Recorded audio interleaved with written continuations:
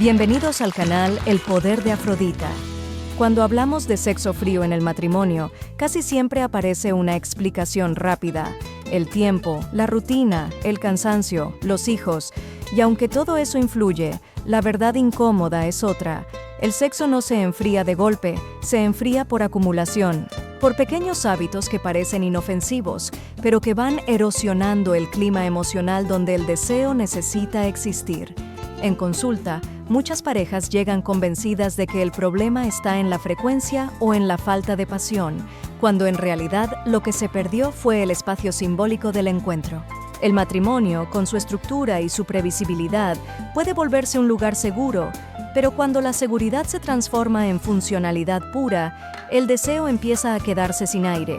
No porque falte amor, sino porque todo se volvió demasiado conocido, demasiado resuelto, demasiado obvio. El error más grande es pensar que el deseo se mantiene solo por estar juntos. El deseo necesita sentirse elegido, no administrado. Cuando la relación gira únicamente alrededor de responsabilidades, logística y supervivencia diaria, el cuerpo deja de asociar al otro con placer y empieza a asociarlo con tarea. Y nadie desea una tarea, por más importante que sea.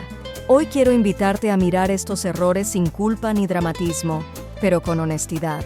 Porque identificar qué enfría el sexo no es para señalar a nadie, es para entender en qué momento el vínculo dejó de ser un espacio de conexión y pasó a ser solo un sistema que funciona. El primer error que vuelve el sexo frío en el matrimonio es transformar la intimidad en una extensión de la convivencia. Sin darse cuenta, muchas parejas dejan de diferenciar el espacio íntimo del espacio doméstico. El mismo tono, la misma energía, la misma forma de hablar que se usa para resolver cuentas, horarios o problemas del día a día se cuela en la cama. Y cuando eso ocurre, el cuerpo deja de percibir el encuentro como algo especial. El deseo necesita contraste, necesita sentir que hay un momento distinto, un clima que no se confunde con la rutina. Cuando la intimidad se vive con la misma inercia con la que se lava la vajilla o se organiza la semana, el sexo se vuelve previsible y emocionalmente plano. No porque falte técnica, sino porque falta transición. El cuerpo no recibe la señal de que está entrando en un territorio diferente. Este error suele verse en pequeños detalles, conversaciones prácticas justo antes del contacto, quejas acumuladas que no se cierran, ausencia total de pausa entre el rol de pareja funcional y el rol de amantes. El cuerpo no sabe cambiar de registro si la mente sigue en modo supervivencia. Recuperar el deseo aquí no implica grandes gestos, implica aprender a crear micro rupturas en la rutina, espacios donde el vínculo deje de funcionar y vuelva a sentirse. Sin ese contraste, el sexo puede existir, pero se enfría, porque deja de emocionar. El segundo error aparece cuando el sexo empieza a cargarse de expectativas no dichas. En muchos matrimonios, la intimidad deja de ser un espacio de encuentro y se convierte en un termómetro del vínculo. Si hay sexo, todo está bien. Si no lo hay, algo anda mal. Y esa presión silenciosa se filtra en el cuerpo de ambos. El problema es que el deseo no responde bien a ser usado como prueba de amor, de conexión o de estabilidad emocional. Muchas veces uno de los dos se acerca buscando más que placer.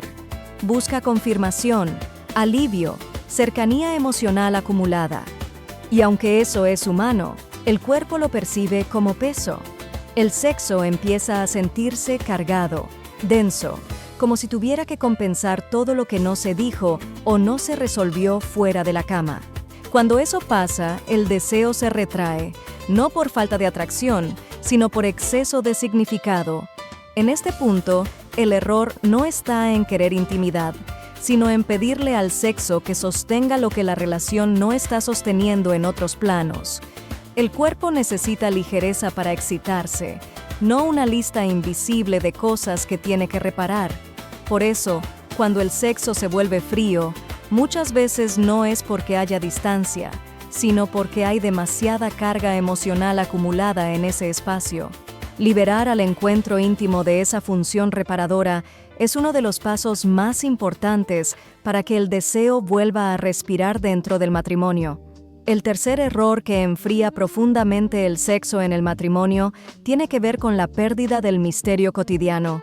Con los años, muchas parejas creen que conocerse por completo es una señal de intimidad profunda, pero en realidad, cuando todo está expuesto, explicado y previsible, el deseo se queda sin espacio para jugar.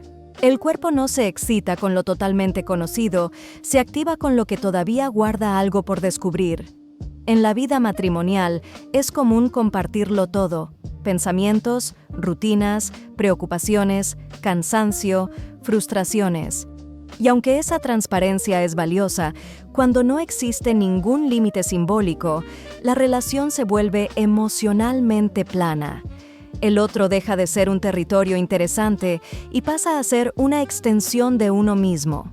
Y nadie desea lo que siente como propio o ya resuelto.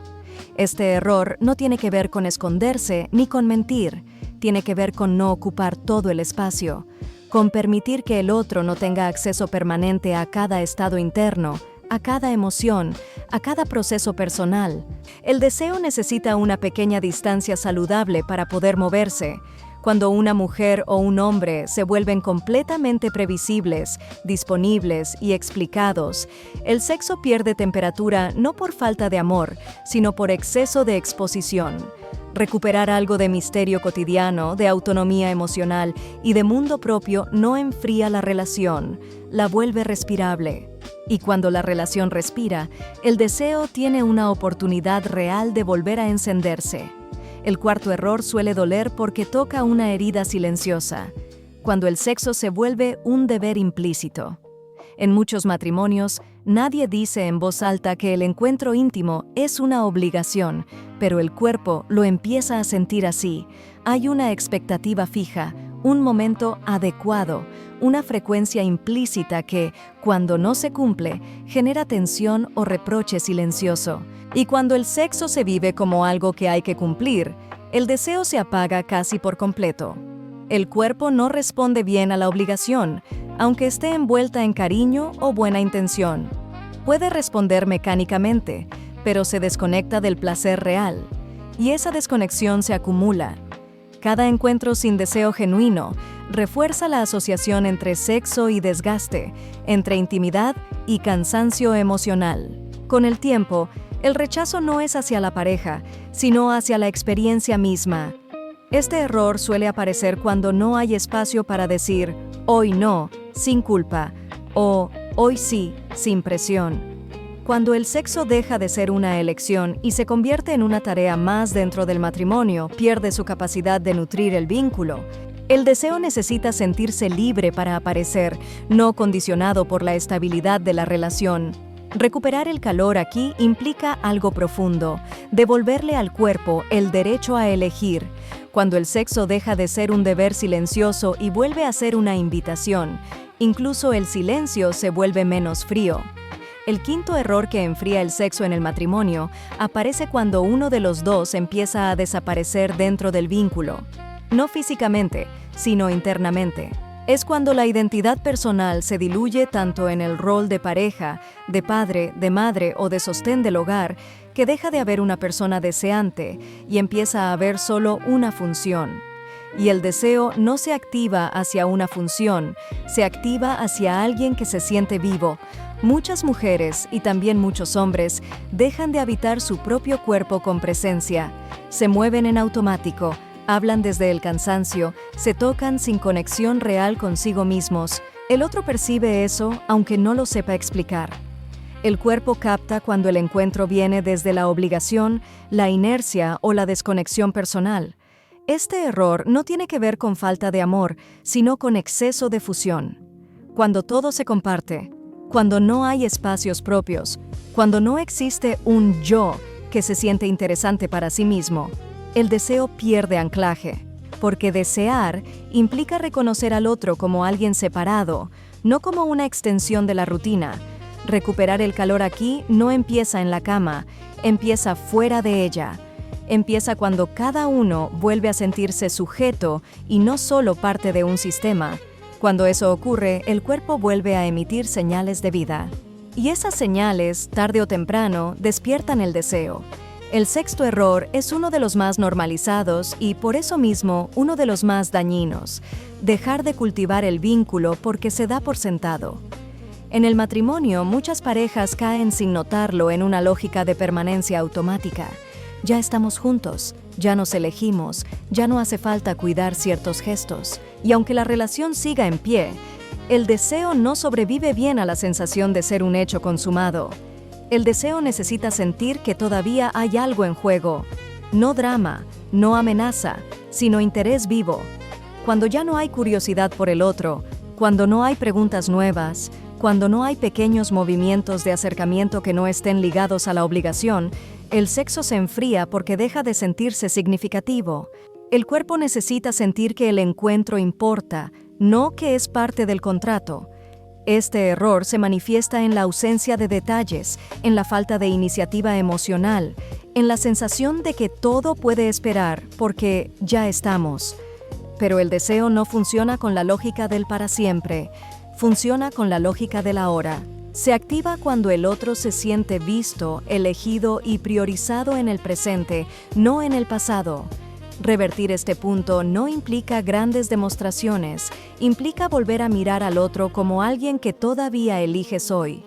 Cuando esa elección se vuelve visible, el vínculo se recalienta. Y cuando el vínculo recupera calor, el sexo deja de sentirse frío incluso antes de cambiar cualquier práctica. Para cerrar, quiero dejarte con una verdad que suele incomodar, pero también libera. El sexo en el matrimonio no se enfría porque falte deseo, se enfría porque se deja de cuidar el clima donde el deseo puede existir. Ninguno de estos errores aparece de un día para otro, se instalan lentamente, disfrazados de normalidad, de cansancio, de así es la vida. Y por eso mismo pueden revertirse cuando se miran con honestidad y sin culpa. El deseo no exige perfección, exige presencia. No pide cuerpos distintos ni historias nuevas, pide un vínculo que respire, que tenga espacio, que no convierta la intimidad en obligación ni en prueba. Cuando el matrimonio vuelve a ser un lugar donde ambos pueden sentirse sujetos, elegidos y no administrados, algo se recalienta sin necesidad de empujarlo. Si mientras escuchabas estos errores sentiste que varios te resultaban familiares, no lo tomes como una sentencia, sino como una señal de conciencia.